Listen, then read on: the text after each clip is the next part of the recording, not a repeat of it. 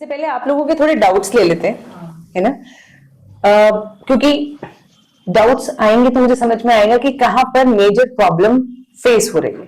ठीक है, बताएं, स्टार्ट करें। मुझे कम्युनिकेशन का प्रॉब्लम आती है थोड़ा। जैसे मैम एक्सप्लेन नहीं कर पाती हूँ, मैं क्वेश्चन पूछते हैं तो इसमें क्या करना चाहिए मुझे? ओके, बताइए।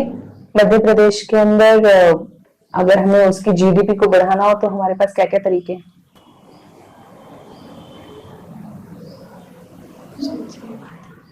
क्यों सोचिए ना, कैसे बढ़ेगी जीडीपी, कैसे बढ़ेगी मध्य प्रदेश की? अर्थव्यवस्था के क्षेत्र है, प्राथमिक क्षेत्र, द्वितीयक क्षेत्र, तृतीयक क्षेत्र, उनमें हमें वर्क करना होगा और टेक्नोलॉजी को उसमें एनहेंस करना पड़ेगा। Very good. और अब आपने बोले प्राइमेरी, सेकेंडरी एंड टर्शरी, ये तो खत्म ही हो गया ना मामला। इसको थोड़ा इलैबोरेट कर देंगे। जैसे we will have to work on, हमें एग्रीकल्चर सेक्टर में काम करना पड़ेगा, हमें मैन्युफैक्चरिंग के लिए इंडस्ट्रीज ज्यादा लगानी पड़ेंगी, सर्विस सेक्टर को हम प्रोत्साहन दे सकते हैं, जैसे कि आईटी सेक्टर, साइबर सिक्योरिटी, इन सब चीजों को इंक्लूड करा जा सकता है। एआई और अन्य टेक्नोलॉजी से रिलेटेड भी ट्रेनिंग दिलाई जा सकती है ताकि ये सेक्टर भी बढ़ जाए। जी आपने भी वही बोला, इलैबोरेट करना। थोड़ा सा इलैबोरेट कर। ठीक तो है जवाब? बताओ क्या परेशानी है? कॉन्फिडेंस इसलिए नहीं आ पाता है। कॉन्फिडेंस की परेशानी है, कम्युनिकेशन की नहीं है। जी मैम। तो कॉन्फिडेंस बढ़ाने के लिए क्या करेंगे? ज्यादा से ज्यादा बार बोल के देख लेंगे। अगर एक बार बोल लेंगे, दो बार बोल लेंगे, तीन बार बोल लेंगे, तो इंटरव्यू में भी बोल लेंगे, है ना? प्रैक्टिस। ठीक है। हेलो मैम, मैम ये बोलना चाहती हूँ कि मेरा प्राइमरी हिंदी मीडियम है, लेकिन मेरा शायद हिंदी भी उतना अच्छा नहीं है और इंग्लिश भी उतना अच्छा नहीं है। मेरा हमेशा ये तो हम सबके साथ है। तो मैम जैसे मैं अगर मिक्स करके बोलती हूँ, जैसे मेरे एक लैंग्वेज है कम्युनिकेशन का, तो वो प्रॉब्लम तो नहीं करेगा? नहीं, जैसे आप बोल के बताएं, इंट्रोड्यूस योरसेल्फ। मैम मेरा नाम चारू त्रिपाठी है। मैंने अपनी स्कूलिंग लखनऊ शासकीय उच्चतर माध्यमिक विद्यालय से की है। इसके पश्चात मैंने आरडीबीवी जबलपुर से अपना बीएलएलबी पूर्ण किया और उसके पश्चात मैंने कॉन्स्टिट्यूशन लॉ में अपना एलएलएम कंप्लीट किया। बहुत बढ़िया। हाँ, इसमें तो कोई परेशानी नहीं है। मुझे लगता था कि शायद प्रॉब्लम हो सकती है कि शायद मुझे हिंदी में ही बोलना चाहिए। नहीं नहीं, ऐसे कुछ नहीं। ये बताइए कि आपकी जो लॉ की पढ़ाई है वो सिविल सर्विसेज में कैसे काम आएगी? मैम सिविल सर्विस में काम है कि सिविल सर्विसेज में जो भी ऑफिसर्स होते हैं, ब्यूरोक्रेट्स होते हैं, वो लॉ एंड ऑर्डर मेंटेन करना उनकी ड्यूटी होती है। तो यदि हमको अगर लॉ पता है हमको या उसको एनफोर्स कैसे किया जा सकता है, हम प्रोविजंस जानते हैं, तो मे बी शायद हम उसको लॉ एंड ऑर्डर मेंटेन करने में ज्यादा हेल्प कर सकते हैं। मे बी, एब्सोल्युटली मैम, कर सकते हैं। कर सकते हैं। ठीक है, आई कांटेक्ट ऐसे ही मेंटेन रखना है जैसे लास्ट में किया। ठीक है। मेरा नाम शिवानी यादव है। जैसे कि हमसे कुछ क्वेश्चन नहीं आते तो हम घबरा जाते हैं और वो हमारी फेस पे दिखने लगता है, तो इसके लिए क्या कर सकते हैं? फेस पे नहीं दिखाना। तो इसी के लिए क्या कर सकते हैं? देखो, हमें ना फेस पे क्यों आ जाता है, क्योंकि हम उसको बड़ा ना, हमने दिल से लगा लिया एग्जाम को। हमें लगता है जैसे ही दो क्वेश्चन हमसे नहीं आए, हमें लगता है ओह अब तो मार्क्स गए, मार्क्स गए मतलब इंटरव्यू गया, इंटरव्यू गया मतलब ये वाला अटेम्प्ट गया, ये वाला अटेम्प्ट गया मतलब पूरा साल गया, साल गया मतलब हमने जो ये इतने खर्चा किया था, मम्मी पापा के चेहरे दिखने लग जाते हैं और वो सारी पूरी कहानी है सब हम उससे अटैच कर लेते हैं। बट प्रॉब्लम क्या है ना, क्या है जो सामने बैठा व्यक्ति, उसे आपकी कहानी से मतलब है? वो क्या देख रहा है? आपका व्यक्तित्व, है ना? उसके हिसाब से तो आप एक डरपोक व्यक्तित्व के व्यक्ति हो। अगर आपसे सवाल दो पूछे गए, आप नहीं कर पाए, यानी कि आप घबरा जाते हो, यानी कि वो उसके दिमाग में क्या चल रहा है, आप घबरा जाते हो। यानी कि आपसे सवाल पूछे गए, आप घबरा गए, इसका मतलब जब आप पोस्टिंग पे जाओगे वहां पर भी आपने दो चीजें आपके साथ गलत हो जाएंगी। दो बार कुछ गड़बड़ हुई, तीसरी बार आप घबरा के नया स्टेप नहीं लोगे। यानी कि एडमिनिस्ट्रेशन के अंदर से बोल्डनेस चली जाएगी, डरपोक बढ़ जाएगा। डरपोकता, या जैसे कहना चाहिए ना हमारा फियरफुलनेस, वो बढ़ जाएगी। लेकिन एडमिनिस्ट्रेशन को क्या फियरफुल बनाना है या करेजियस और बोल्ड बनाना है? करेजियस। यानी कि ये कैंडिडेट फिट नहीं है। उसके दिमाग में ये चल रहा है और आपके दिमाग में दूसरी कहानी चल रही है, तो दोनों की कहानियां मैच ही नहीं हो रही। तो पहले तो दोनों की कहानियां मैच करनी पड़ेगी। तो जब भी हमारे चेहरे पे, जब भी हम इंटरव्यू दे रहे हैं ना, हमें अपनी कहानी को याद नहीं रखना, उनकी कहानी को याद रखना है सिंपली कि क्या करना है, ये करना है। अगर कहीं पे मिशन पर मैं जाऊंगी किसी डिप्लोमेट के साथ, अभी तो आप एमपीपीएससी की तैयारी कर रहे हैं तो उसमें तो डिप्लोमेसी का ज्यादा रोल नहीं होता, लेकिन यूपीएससी की करते हैं तो उसमें तो आईएफएस भी बनते हैं ना।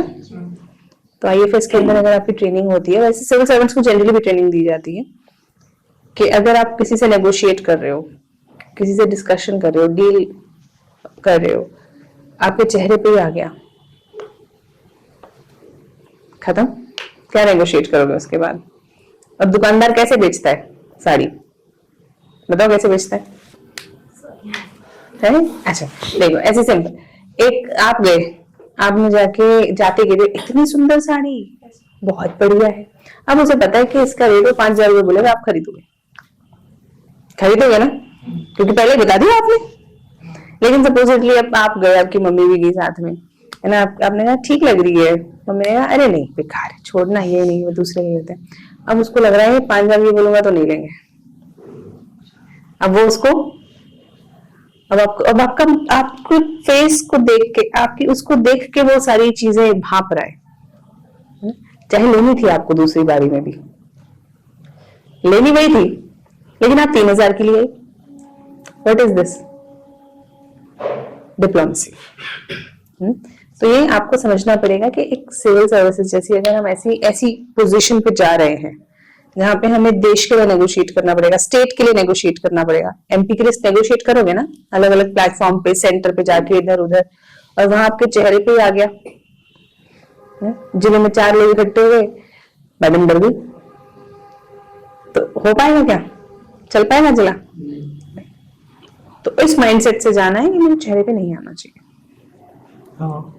दूसरा क्या है कि काम और कूल रहे आप।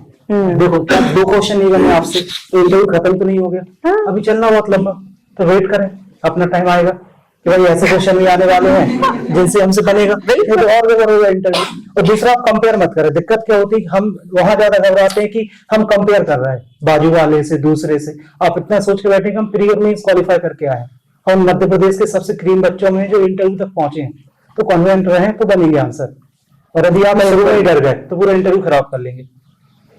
अरे हमारे यहाँ तो यूपीएससी के अंदर तो कई बार ऐसा हुआ है कि बच्चा आंसर 10 क्वेश्चन पूछे, 8 के जवाब नहीं दिए, उसको ज्यादा मार्क्स मिल गए, क्योंकि उसको कम से कम ये तो पता है कि किसका जवाब नहीं देना। ठीक है, इसमें यहीं से शुरू कर लेते हैं। हेलो मैम मेरा नाम कृतिका गुप्ता है। मैम मेरा डाउट ये है कि जो हमारे डेफ में हम ग्रेजुएशन और 10th-12th के जो भी हमारे सब्जेक्ट्स पढ़ते हैं और जो हम अपनी हॉबी पढ़ते हैं, तो उसे हमें किस एक्सटेंट तक प्रिपेयर करना चाहिए इंटरव्यू के क्वेश्चंस के लिए? देखो मेरा इतना तो हम कभी प्रिपेयर नहीं कर पाए कि पैनल कोई ऐसा सवाल पूछ ही ना पाए जो हमें नहीं आता, मतलब ऐसा प्रिपरेशन बहुत मुश्किल है। लेकिन अगर हम सच में वो काम करते हैं ना, अगर हमने सच में बेसिक पढ़ाई करी है, बेसिक हॉबी फॉलो करते हैं, तो मुझे लगता है कि हम हर सवाल का जवाब अच्छे से दे सकते हैं। जैसे क्या हॉबी है आपकी? मैम मैंने पर्सनली बास्केटबॉल भरा हुआ है। बास्केटबॉल भरा, तो मुझे बताएं कि इंडिया के बेस्ट बास्केटबॉल प्लेयर्स कौन से हैं वर्ल्ड के? मैम इंडिया में तो सत्यपाल सिंह है, और वर्ल्ड में अब देखो, अगर आपकी बास्केटबॉल हॉबी है तो यानी कि बास्केटबॉल के विषय में आपने बेसिक तैयारी करी होगी, बेसिक पढ़ा होगा कि बाकी लोग कैसे खेलते हैं बास्केटबॉल। नहीं, क्यूरियोसिटी आनी चाहिए ना कि भाई इंडिया में बेस्ट प्लेयर कौन सा है, बस उतना ही। कि अगर हम आईपीएल की तरह बास्केटबॉल प्रीमियर लीग भी चालू करना चाहें तो करनी चाहिए, नहीं करनी चाहिए, है ना, बेसिक, बहुत ज्यादा नहीं। क्या एमपी में भी कुछ इसके लिए कुछ हो रहा है या नहीं हो रहा? एमपी में हो रहा है या नहीं हो रहा, बस खत्म, उससे ज्यादा डिटेल में नहीं जाना है। अगर आप ये सब नहीं फॉलो करते हो तो सिंपली बोल दो, सर बस मुझे खेलना आता है, मैं उसको एज अ स्पोर्ट्स फॉलो नहीं करती हूँ, मैं उसे एज अ हॉबी परस्यू करती हूँ, पर उसे स्पोर्ट्स की तरह फॉलो नहीं करती हूँ। सेम। अब उसके बाद आप कुछ जवाब मत दो, इंडिया का बेस्ट कौन है, वर्ल्ड का बेस्ट कौन है, कोई फर्क नहीं पड़ता, क्योंकि आपने साफ बता दिया है कि भाई मैं तो सिर्फ ऐसे गली में जाती हूँ, वो वहां पे एक नेट लगा हुआ है, वहां पे खेल लेती हूँ अपने फ्रेंड्स के साथ। ठीक है, thank you ma'am. Good evening ma'am. Ma'am मेरा क्वेश्चन था कि जैसे मेरा पीजी जो है पोस्ट ग्रेजुएशन वो केमिस्ट्री सब्जेक्ट है, तो मैम मैं उसको जस्टिफाई करूँ कि उसका एडमिनिस्ट्रेशन में कैसे यूटिलाइजेशन होगा, तो थोड़ा सा केमिस्ट्री में आप बताओ। मैम मुझे अभी जैसे फूड प्रोसेसिंग जो प्रोसेस होती है उसको थोड़ा यूटिलाइज किया जा सकता है, फूड पार्क्स वगैरह इस्टेब्लिश करके, ऐसे तो मैं वहाँ उनकी हेल्प ले सकती हूँ, जैसे सेल्फ हेल्प ग्रुप्स की है, एनजीओज वगैरह की, तो उनके थ्रू मदद लेके मैं वो सब काम कर सकती हूँ वैसे। और मैं अभी ध्यान में नहीं आ रहा। ये सब स्पेशलाइज्ड वर्क है। हाँ आप कैसे जा रहे हो, स्पेशलिस्ट बन के जा रहे हो या जनरलिस्ट बन के जा रहे हो? जनरलिस्ट ना, ये सब के लिए स्पेशलिस्ट आदमी रखा होगा ना सरकार ने, तो वही मैम मैं पूछना कोई चाहती हूँ साइंटिस्ट आपसे रखा कि होगा, क्या उसको ये सब कोई रखा होगा ना। तो जैसे अगर सामने मुझसे पूछा जाता है कि उसका क्या यूटिलाइजेशन है। मेंटल डेवलपमेंट, रीजनिंग एबिलिटी, मैंने साइंस पढ़ा है, मुझे साइंस से रीजनिंग एबिलिटी डेवलप हुई है, रैशनैलिटी डेवलप हुई है, और वही रैशनैलिटी मेरे एडमिनिस्ट्रेशन में काम आएगी। सिंपल। अब एक बात समझो, मैं डॉक्टर हूँ और मैं बोलूँ मैं सिविल सर्विसेज में चली जाऊंगी, वहां पे मेरी डॉक्टरी काम आ जाएगी कि मैं लोगों के दांत ठीक कर दूंगी, उनको इन्फेक्शन, इसलिए हायर कर रहे हैं क्या मुझे? नहीं कर रहे ना। मेरा रोल क्या होगा? जनरलिस्ट, बिल्कुल जनरलिस्ट वाला बात करनी है। केमिस्ट्री का आपका सिर्फ मेंटल डेवलपमेंट का रोल है, एक पोस्ट ग्रेजुएशन का रोल है या ग्रेजुएशन का रोल है, जो कि आपको एक ऐसा पर्सन बनाता है जो चीजें लर्न कर सकता है। I can learn fast, I can understand things and I can implement things. This is what I have learned from chemistry. ज्यादा हो और उसको philosophical बनाना हो तो कह दो every action has a reaction. This is I have learned from chemistry and this I will also implement in my administration. में आ जाता है ना, फिजिक्स में आ जाता है।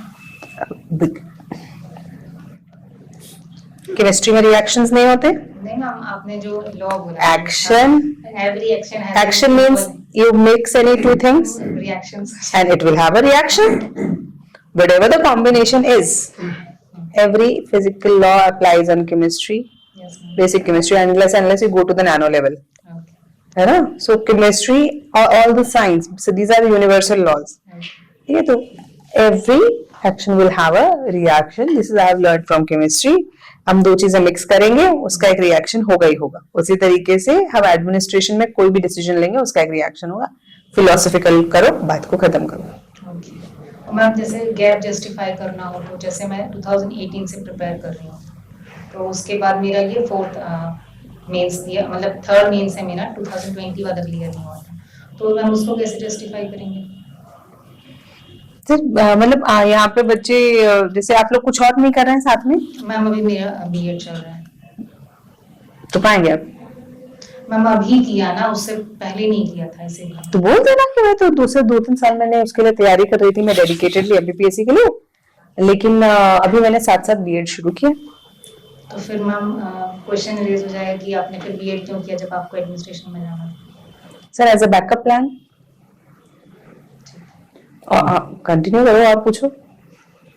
और मैम जैसे आप चाहते हैं कि इंटरव्यू हमसे वही क्वेश्चन पूछे, तो अपने आप को जैसे उन्होंने पूछा कि इंट्रोड्यूस करिए, तो उसमें कौन सा पॉइंट ऐड कर दें कि इंटरव्यूअर हमसे वही पूछे? जो शब्द आप बोलेंगे उसी से पूछना शुरू कर देंगे, इसलिए बहुत ध्यान से बोलिए, लीड करने की कोशिश मत कीजिए। पॉइंट्स थोड़े बता दीजिए कि जैसे हम लास्ट इंट्रोड्यूस योरसेल्फ। मैम जैसे आप जानती हैं कि मेरा नाम साधना सिंह उइके है। आप जानती हैं, अगर मैं जानती होती तो पूछती मैम, क्यों? वो जैसे गैप रहेगा उनके पास अगर उन्होंने नाम लिया मेरा। अगर उन्होंने बोला रश्मि तुम्हारा नाम क्या है, ओके। तब ये बात फिर भी बोली जा सकती है, लेकिन वो ऐसा बोलेंगे क्या? हाँ, कई बार। अब वो एक्स से ज्यादा रश्मि आइए बैठिए, इंट्रोड्यूस योरसेल्फ। ओके हाँ ठीक है। सर मेरा नाम एक्स, ठीक है, ऐसे चालू कर। तो उसके बाद मैम स्कूलिंग मैंने है केंद्रीय विद्यालय होशंगाबाद से कंप्लीट की है। देन उसके बाद मैंने ग्रेजुएशन एंड पोस्ट ग्रेजुएशन दोनों ही सेंट एलोयसियस कॉलेज जबलपुर से की हैं और मेरा पोस्ट ग्रेजुएशन का सब्जेक्ट जो है वो केमिस्ट्री से है और उसके बाद मैं भी बीएड परस्यूइंग कर रही हूँ, मेरा भी फाइनल ईयर चल रहा है। Then उसके बाद हम 2021 वाला बोल सकते हैं कि इंटरव्यू के सामने मैं भी उपस्थित हूँ यहाँ पर इंटरव्यू देने के लिए। पता ही है उन्हें। तो बीएड बोलना चाहते हो बोल लो, लेकिन तो मैम बीएड वाला जैसे बोल के खत्म कर सकते हैं, अगर आप अपनी हॉबीज उसमें डालना चाहते हैं तो डाल सकते हैं। हॉबीज ऐड कर दें। तो इतना लंबा बोलने की जगह पे बोलो, सर मैं एक्स सिटी से हूँ, स्कूलिंग एक्स। अब स्कूल का नाम अगर इम्पोर्टेंट नहीं है तो क्यों लेना है ना। मैंने जबलपुर से स्कूलिंग करी है, ग्रेजुएशन में मैंने बीए किया है, पोस्ट ग्रेजुएशन में मैंने एमए किया है और अभी मैं बीएड कर रही हूँ। ठीक, खत्म, खत्म। एक लाइन के अंदर, उसको खींचना नहीं है। इंटरव्यू में हम जब जाते हैं हमारा हर सेकंड हर मिनट इंपॉर्टेंट होता है।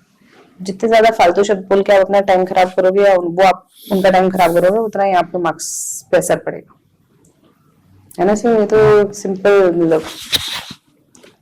तो दूसरा क्या करें, जैसे आपने गैप का बोला, क्वेश्चन का आंसर जेन्युइन दें, हर चीज को बनाने की कोशिश मत करें कि जैसे आपका जो हो रहा है रियल में हुआ उन चीजों को बताएं। क्या होता है कई बार हम जब मन से बनाने की कोशिश करते हैं उस गैप को भरने के लिए तो वो ज्यादा नेगेटिव इम्पैक्ट डालता है। हाँ, कि जो हुआ है रियलिटी वो बताएं, सच सच बोलो, बिल्कुल। Okay, thank you. Good afternoon ma'am. Ma'am मेरा ये क्वेश्चन है कि मैंने अभी रिसेंटली अपनी जॉब को क्विट किया है, तो क्यों? मैम क्योंकि एक वो प्राइवेट कंपनी थी, बायजूस में था मैं, और मैम मुझे वहाँ अपनी ग्रोथ नहीं दिख पा रही थी। एंड मैम ये मुझे अपना फुली फोकस यहाँ पर देना था मैम, सिविल सर्विसेज में। सो दैट्स व्हाई मैम इसको मैं जस्टिफाई और कैसे कर सकता हूँ मैम। और मुझे ये भी क्वेश्चन था कि अगर उन्होंने मुझे काउंटर में ये क्वेश्चन पूछा कि आप तो अपने पेरेंट्स से पूरे डिपेंड हुए, तो क्या मैं ये बोल सकता हूँ कि मैं अभी मैं फ्रीलांसिंग भी करता हूँ? आप करते हो? मैम जैसे मैं यूट्यूब में करता हूँ, थोड़ा बहुत मैं वीडियोस डालता हूँ पढ़ाने वाले। And ma'am side by side मैं लिंक्डइन में भी देखते रहता हूँ। मैम लिंक्डइन में भी मैं जॉब्स को देखते रहता हूँ। जॉब सर्च कर रहे हो? हाँ मैम, जॉब सर्च कर रहा हूँ, लेकिन बस यही बोलना। ओके सर मैं जॉब भी सर्च कर रहा हूँ और साथ साथ प्रिपेयर कर रहा हूँ, पार्ट टाइम जॉब करते हुए प्रिपेयर करूँगा, बात खत्म। और मैम जैसे अगर उन्हें मुझसे पूछा रिलीजन से रिलेटेड क्वेश्चन पूछा, और मैम या फिर मुझे एथिकल डिलेमा में डाल रहे हैं, जैसे मैम मैंने एक रिसेंटली एक क्वेश्चन मतलब इंटरव्यू में देखा था कि उन्होंने पूछा था कि अगर आपको अगर बोला जाए कि आप 100 ITIs बनवा दो, आपके पास अगर फंड आ रहा है, और अभी जो रिसेंटली राम मंदिर बना है, तो आप आपका क्या इनपुट रहेगा, आप किस तरह जाना चाहोगे? तो ऐसे मैम किस चीज से? मैंने पूछा सवाल मैम पहले तो मुझे ये टेक्निकली गलत लगता है ये वाला क्वेश्चन, क्योंकि जो श्री राम मंदिर बना है मैम वो ट्रस्ट भूमि से बना है, मतलब लोगों के पैसों से बना है, सरकार का उतना नहीं है। उन्हें हाँ गाइडलाइंस जारी की, उन्हें वो दिए थे, सोर्सेज दिए हैं, पर उन्हें नहीं दिया। पर अगर मेरा तो ये जानने में मानना है कि मैम दोनों अपनी अपनी जगह सही है, तो बस उसको और अच्छे शब्दों में पुट कर दो। सर मेरा मानना है कि दोनों का अलग अलग सिग्निफिकेंस है, लेकिन अगर मेरे को ही डिसीजन लेना हो और सिर्फ उतने ही रिसोर्सेज हो तो मैं ITI बनवाऊंगा। अच्छा, क्योंकि राम मंदिर वैसे भी क्राउड सोर्सिंग से बना है, वहां पे लोगों ने डोनेशन दी थी, तो सरकार का मेजरली गाइडलाइन वाला रोल था, वैसा ही रोल निभाना मुझे सही लगेगा। मैंने कुछ ऐड किया आपके आंसर में? आप ही का आंसर लिया मैंने, तो बस उसको रीशफल कर दिया। अब ठीक लग रहा है? रीजनेबल लग रहा है? Thank you. मेरा नाम भारती सिंह है और मेरा सवाल आपसे यह है कि टू मच ओपिनियटेड किसी प्रश्न पर होना सही है या गलत? जैसे धर्म के मामले में बताएं। जैसे आजकल होता है कि आप धर्म को कितना मानते हैं, और हम उस तरीके से अगर हम नास्तिक भी ना हो, आस्तिक भी ना हो, और नॉर्मल हमारे सिर्फ एथिकल वे में आप जुड़े, तो इस प्रश्न का क्या जवाब हो सकता है कि मतलब कितना बता दो कि सर या मैम अभी मैं एग्नोस्टिक हूँ, जो बीच का मामला होता है ना उसी को कहते हैं एग्नोस्टिसिज्म। अभी मैं एग्नोस्टिक हूँ, यानी कि अभी मुझे पूरी तरीके से इस विषय में मैं डिकोड नहीं कर पाई हूँ, इस विषय को समझ नहीं पाई हूँ। परिवार की मान्यता के हिसाब से मुझे आस्था है, लेकिन मेरा अभी खुद पर्सनल कोई एक्सपीरियंस नहीं रहा है। वही है ना? ठीक है। और हर सवाल पे मतलब हमें कहाँ पर आके अपना बाउंड्री रखनी कि बस अब इतने पे ही रुक जाना है? जहां पे आपने सवाल का जवाब दे दिया, अगर आपने सवाल का जवाब दे दिया तो साइलेंस भरने की कोशिश नहीं करें, क्योंकि साइलेंस भरना सबसे खतरनाक होता है। नेगोशिएशन में एक टेक्निक होती है जिसके अंदर कहते हैं साइलेंस। अगर हम बात कर रहे हैं आपसे सवाल जवाब, अब अगर मुझे समझ में आ रहा है कि यार आपसे बात निकल नहीं रही है, मैं चुप हो जाऊंगी। अब मेरी साइलेंस को भरने के लिए आप क्या करोगे? अब आप और बोलोगे। जब आप और बोलोगे, काम की बात तो खत्म हो चुकी, लेकिन आपको कुछ तो डालना है ना उसमें। फिर कौन सी बातें बोलोगे आप? कुछ भी जो आपको नहीं बोलनी थी। नहीं बोली। You understand? So you don't have to fill the space. दूसरा आंसर वाले शॉर्ट दें आप, बहुत लंबा ना खींचे। इसमें हम बोलते हैं हमेशा पॉइंट्स में दें, 1 2 3 या 30-40 सेकंड में आपका एक आंसर कंप्लीट हो जाना चाहिए। मेरा नाम निदेश पाल है, मैं डीपीयू का इंटरव्यू दे रहा हूँ, पीएससी कंडक्ट कराती है। तो मैम यूजुअली हमारे इंटरव्यूज में लॉ के क्वेश्चन बहुत पूछे जाते हैं। अभी सुप्रीम कोर्ट की 2-3 कॉन्स्टिट्यूशन बेंच की ऑर्डर्स रिजर्व हुए। यूजुअली जब क्वेश्चन लॉ के पूछे जाते हैं, अगर जैसे कि अगर कोई क्वेश्चन है जिसपे कोर्ट का ऑर्डर रिजर्व है, तो उस पर क्या कोई ओपिनियन देना ठीक रहेगा कि हम बस जो आर्गुमेंट्स हुए हैं या जो हम उसके बारे में इंफॉर्मेशन जानते हैं उतना ठीक रहेगा? बस उतना ही। सब जुडिस है। तो आप सिंपली बोले कि सर ये वाला मैटर सब जुडिस है, जो आर्गुमेंट्स है दोनों तरफ के स्ट्रॉन्ग है, जैसे कि ये आर्गुमेंट्स फॉर के लिए हैं, ये अगेंस्ट के लिए हैं, लेकिन सर मैटर अभी सब जुडिस है, तो मैं कोर्ट के आदेश का इंतजार करूंगा। एक क्वेश्चन और है, मैंने अपना डेफ फॉर्म हिंदी में भरा था, उसके 2 पॉइंट्स थे। एक तो क्वेश्चन हिंदी में पूछे गए थे, और दूसरा कि जो एडीपीओ का स्टेट सर्विस है वो पूरी तरह हिंदी से काम करती है, पर मेरा ग्रेजुएशन और मैं जो हाईकोर्ट में प्रैक्टिस करता हूँ तो वो हम पूरी तरह इंग्लिश में करते हैं। तो मतलब जैसे अगर वो क्वेश्चन पूछते हैं या फिर मुझे अपने इंटरव्यू में आंसर्स इंग्लिश में देने चाहिए कि हिंदी में? जिस भाषा में सवाल पूछा जाए उस भाषा में सब जवाब। जैसे लॉ में पे मैं अगर नॉर्मल तो मैं हिंदी में बात कर लूंगा, पर लॉ पे जब आती है तो मैं हिंदी तो जाते तो शुरुआत में कर देंगे वाइकेरियस लायबिलिटी से। हाँ, समझ रहे ना? जाते खड़ा कर देंगे व्हाट इज वाइकेरियस लायबिलिटी। अगर उन्होंने बोला व्हाट इज, तो आप क्या बताओगे? So vicarious liability is business. But वो अगर वाइकेरियस लायबिलिटी हिंदी बोलेंगे तो पता ही नहीं। क्यों? वाइकेरियस लायबिलिटी क्या है बताइए? Vicarious, the liability of the owner for the acts of the servants or the who has actually done the when we impose the liability to the person who has not done the act for the act of the other person, that is called vicarious. बस vicarious liability। तो आप English में बता सकते हैं, हिंदी में नहीं बता सकते?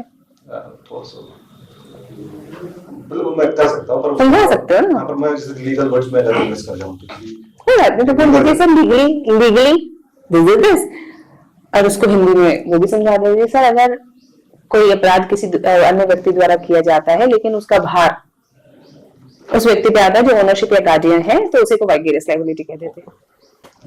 Good evening ma'am. मेरा क्वेश्चन ये था कि मेरा principal, assistant director and deputy director का इंटरव्यू था।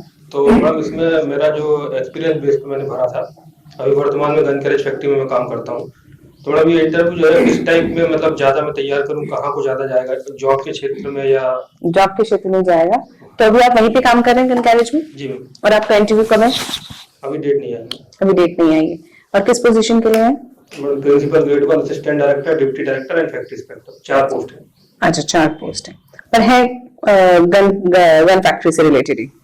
नहीं मैम, मतलब ये तो मैंने एक्सपीरियंस बेस पे अप्लाई किया है, तो बाकी एक्सपीरियंस तो यही काउंट होगा, जीसीएफ वाला ही काउंट होगा ना? ठीक है।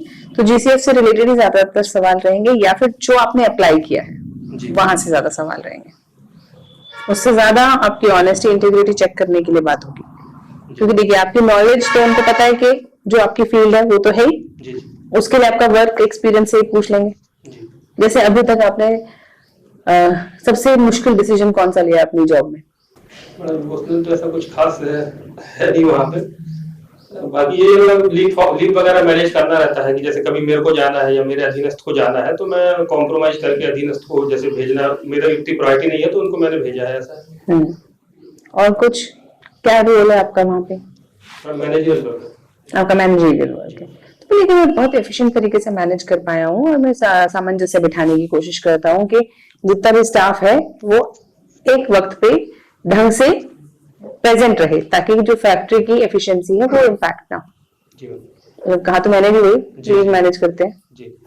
मैम दूसरा मेरा स्कूलिंग जो है सेंट मैरीज कॉन्वेंट स्कूल से है, लेकिन मैं कंफर्टेबल थोड़ा सा हिंदी में हूँ, तो इंट्रोडक्शन मतलब हिंदी से ही शुरू करूंगा या क्योंकि अब स्कूल कब आएगा तो कोई प्रॉब्लम नहीं, हिंदी से करिए ना। जो भाषा कंफर्टेबल हो ना, अंटिल अनलेस आपने लिख दिया है वहाँ पे कुछ जी है ना, वहाँ पे आपका मीडियम ही आपने स्पेसिफाई कर दिया, उसको छोड़ दें। लेकिन अगर स्पेसिफाइड मीडियम नहीं है तो आप जिस भाषा में कंफर्टेबल हो उस पर बात करें। जी जी। और तीसरा मैं हॉबी के ऊपर था तो मैंने संगीत का लिख दिया था, लेकिन उसको चेंज करना है। दिव्या मैम से मेरी बात हुई थी तो वो चेंज उस समय कर सकते हैं। क्यों चेंज करना? क्योंकि इसमें बड़ा उतना तैयारी है नहीं, संगीत वगैरह में कितने प्रकार की ये वो तो भारतीय तो हमें क्यों करनी है तैयारी? हॉबी है ना। जी आप कह दीजिए बस सर मुझे सिर्फ संगीत सुनना पसंद है और उसके ऊपर मैंने थियोरेटिकली पढ़ाई नहीं करी। सुनना तो पसंद है? हाँ सुनना तो पसंद है। बस सच बोल लीजिए ना। जी जी। हॉबी कोई जरूरी नहीं है कि आप उसे थियोरेटिकली भी परस्यू करें। भी मैं बैठे बैठे पेंटिंग करना पसंद करती हूँ, ये हॉबी है मेरी, खाली समय मिलता है मैं पेंटिंग करती हूँ। अब जरूरी थोड़ा ना मैंने पेंटिंग पे वैन गो की पेंटिंग देखी हो, उसके स्ट्रोक्स के बारे में भी पढ़ा हो, रंगों के बारे में भी पढ़ा हो, नहीं हो। अगर वो करना होता तो प्रोफेशनल बन जाते ना। जी जी। है ना, प्रोफेशनली नहीं करती ना पेंटिंग, खाली समय में मेरे को अच्छा लगता है। उसी तरह सिंगिंग आपको या गाना आपको सुनना अच्छा लगता है तो आप सच सच बता दीजिए मेरे को सिर्फ सुनना अच्छा लगता है सर। मतलब इतना बोल के छोड़ सकते हो? बिल्कुल, मैंने उसके ऊपर थियोरेटिकल पढ़ाई नहीं करी है सर। Thank you. लेकिन चेंज मत करिएगा।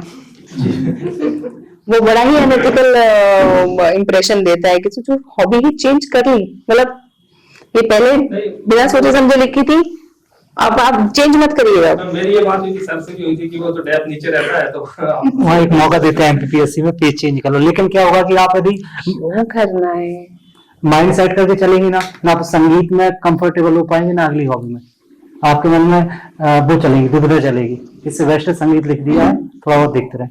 हाँ है ना। Good evening ma'am. मैम वैसे तो सारे डाउट्स क्लियर हो गए हैं जो सभी बच्चों ने पूछे।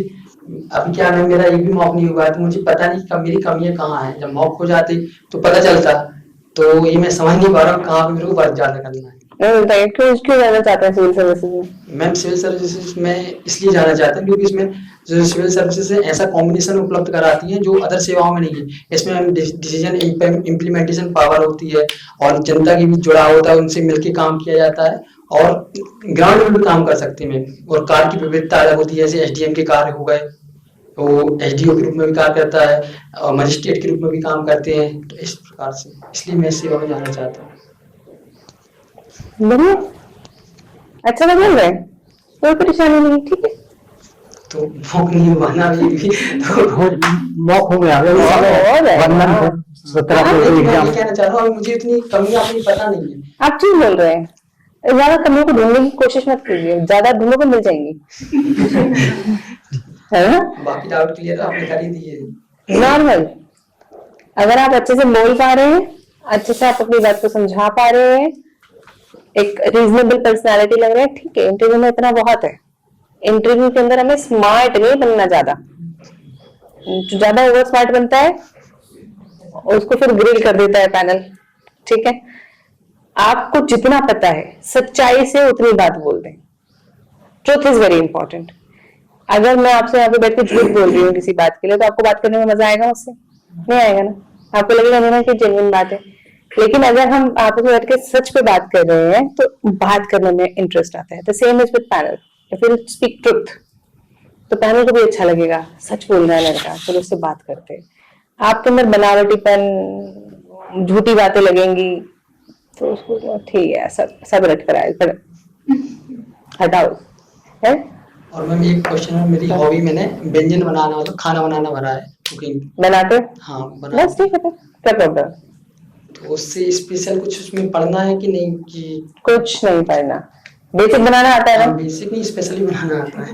बताओ मुझे कि सांभर कैसे बनाते हैं? सांभर नहीं, जैसे कि लिट्टी, वो दाल बाटी हो गई, और मैम जैसे पनीर हो गया, ये सारी मतलब शाही पनीर कैसे बनाते हैं? शाही पनीर मैम पहले तो अपनी ग्रेवी का कंटेंट इकट्ठा करते हैं, प्याज टमाटर, और उसको बॉईल करते हैं, फली होती है उसको फिर पीसते हैं मिक्सी से, ये हो गया। और फिर लहसुन धनिया अदरक प्याज का पेस्ट बनाते हैं, तीनों डालते हैं, फिर ग्रेवी डालते हैं, और फिर पनीर को पहले फ्राई कर लेते हैं अलग से, और उसको पकाते हैं, मसाला डालते हैं जितने मसाले होते हैं, एक उचित तापमान पर उचित समय तक पकाते हैं, इससे बन जाते हैं। ठीक है, तो बढ़िया बनाते हैं सारे, बहुत बढ़िया।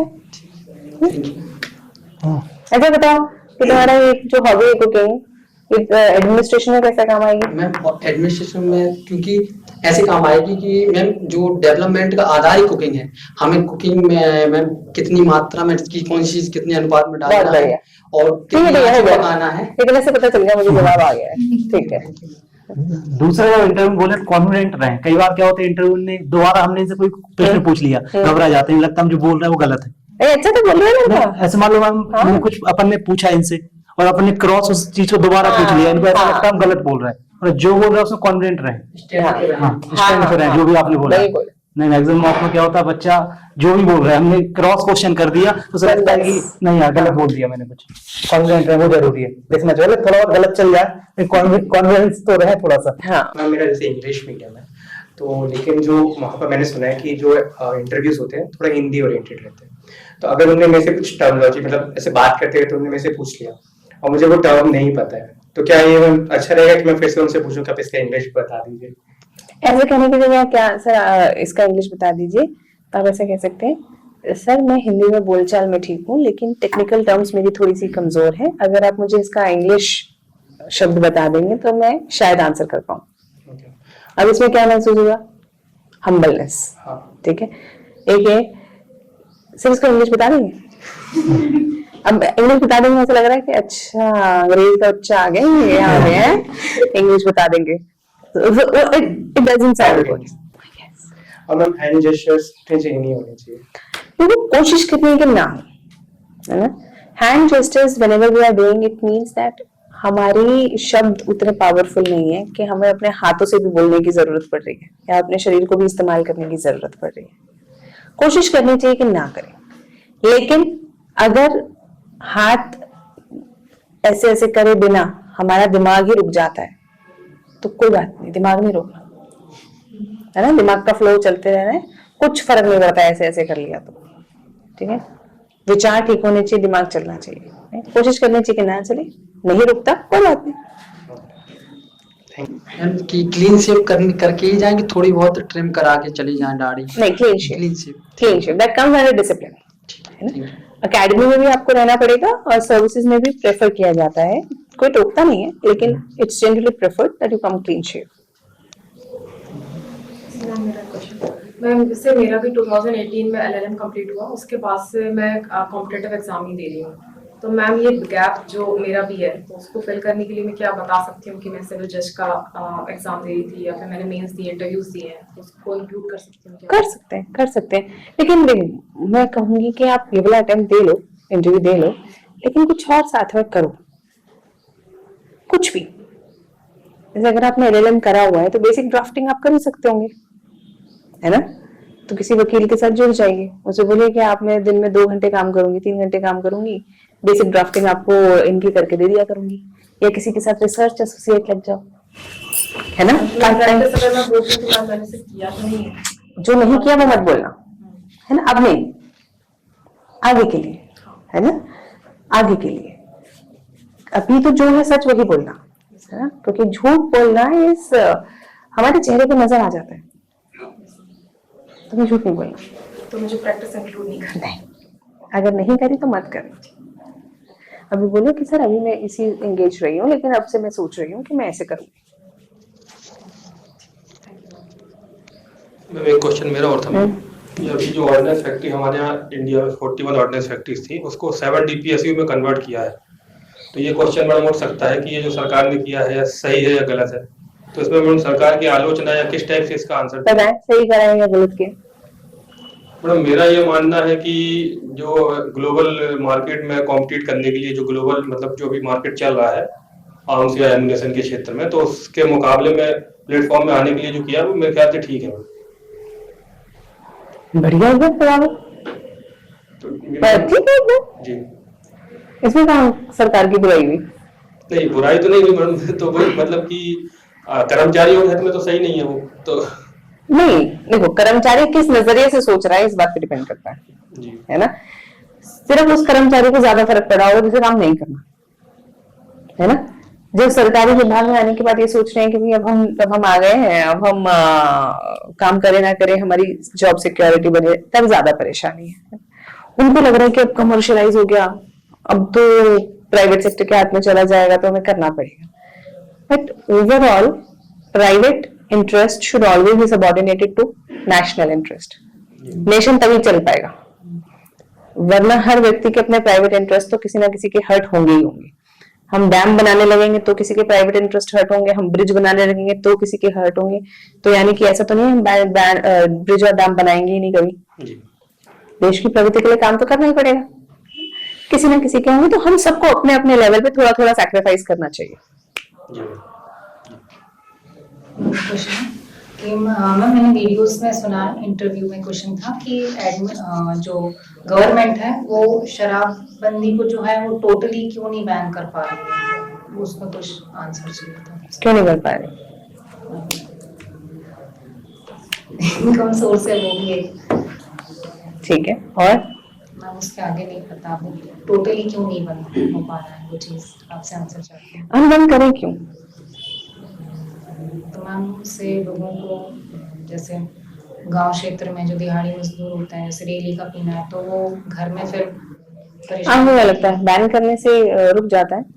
तो वही मैं पूछना चाहती हूँ कि इसका आंसर। इसका सिंपल बोल सकती है कि सिर्फ वैसे आइडियल तरीका तो होगा कि हम बैन कर दें, लेकिन हमने ऐसा देखा है कि जिन स्टेट्स में बैन करी भी गई है वहां पर इलिसिट लिकर या जिसे कहते हैं कि इलीगल लिकर जो है वो उसका प्रचलन ज्यादा बढ़ जाता है। इसीलिए मुझे लगता है कि ज्यादा अच्छा तरीका होगा कि हम उसे रेगुलेट कर लें, उस पर टैक्सेशन बढ़ा दें, उसको महंगा कर दें और उसके सर्कुलेशन पे रेगुलेशंस लगा दें, ताकि ओवरऑल लोग ही उसको कम पीने लगे। प्लस हमें अवेयरनेस कैंपेन्स और दूसरे तरीके भी अपनाने चाहिए, क्योंकि जो लिकर सेलिंग है वो अपने आप में एक स्टेट के लिए एक्सचेकर का भी सोर्स है और उससे टूरिज्म इंडस्ट्री और बहुत सारी इंडस्ट्रीज भी जुड़ी हुई रहती है।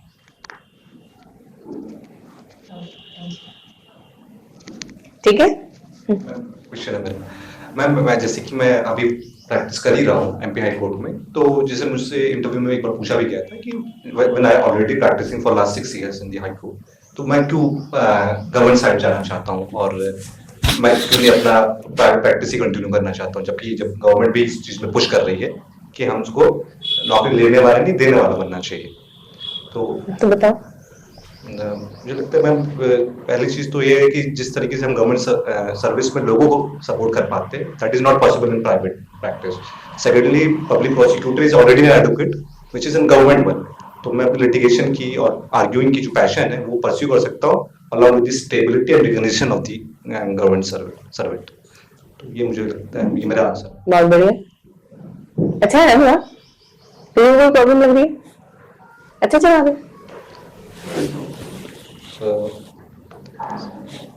कन्विंसिंग लगा मुझे अपना आंसर खुद ही को। मैं कन्विंस मतलब बिकॉज मुझे कोर्ट में बोला गया कई बार इवन, तो और जवाब अच्छा है, इसमें कोई बुराई नहीं है, सच में रीजन यही है ना। हाँ बस इसे थोड़ा सा और अच्छे शब्दों में पिरोगा अगर ऐसा लग रहा है तो, कि सर यहाँ पे मुझे स्टेबिलिटी ऑफ जॉब मिल जाती है गवर्नमेंट के अंदर, प्लस मेरा एक्सपोजर कम नहीं होता, वो भी मुझे आर्गुमेंट और उन सब के लिए एक्सपोजर मिल रहा है। And lastly, I get paid for helping people in distress. जो लोग अफोर्ड नहीं कर सकते हैं उनका भी मैं वहां पे केस लड़के अपनी स्पिरिचुअल साइड को भी फीड कर सकता हूँ।